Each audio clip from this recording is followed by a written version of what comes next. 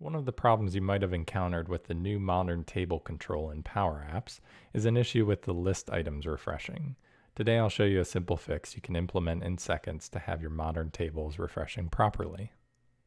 Here I have a simple screen with a modern table control and some input controls to filter the table. As you can see, when I input a search term, the list does not update. And if I scroll to the bottom of the table, we can see that the total item count did update. The table isn't being refreshed due to the height of the table exceeding 717, which you can see from this text control showing the height of the table that it's currently set to 800. Luckily, we can easily fix this.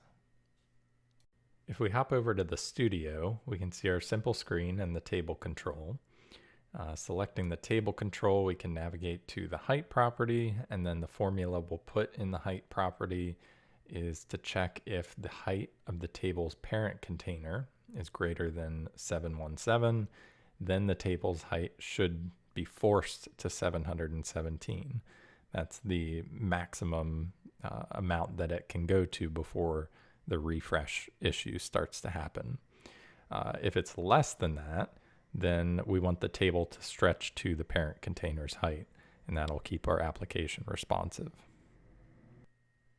Now if we play our application, we can do a quick search to confirm it's working properly, which it is. And if we're trying to expand the dimensions of the player to a taller aspect ratio, we can see that the table height is forced to stop at 717.